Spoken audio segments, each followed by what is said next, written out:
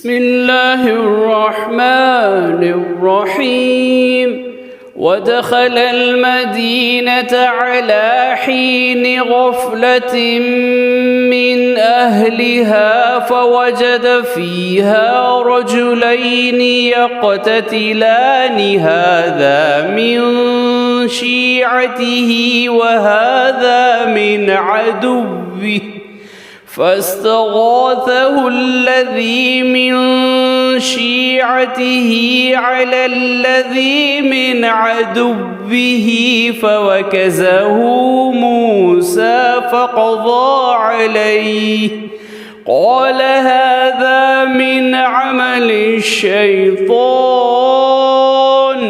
إنه عدو مضل مبين قال رب إني ظلمت نفسي فاغفر لي فغفر له إنه هو الغفور الرحيم صدق الله العظيم۔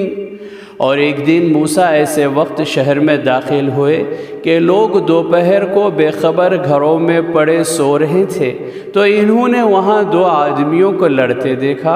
ایک تو ان کی قوم بنی اسرائیل میں کا تھا اور دوسرا ان کے دشمنوں یعنی فرعونیوں میں کا۔ پس جو شخص ان کی قوم میں سے تھا اس نے دوسرے شخص کے مقابلے میں جو موسیٰ کے دشمنوں میں سے تھا موسیٰ سے مدد طلب کی، تو انہوں نے اس کو ایک گھوسا مارا اور وہیں اس کا کام تمام کر دیا۔ پھر کہنے لگے یہ تو شیطانی حرکت ہوئی، بلا شبہ شیطان آدمی کا دشمن اور اس کو کھلم کھلا گمراہ کرنے والا ہے۔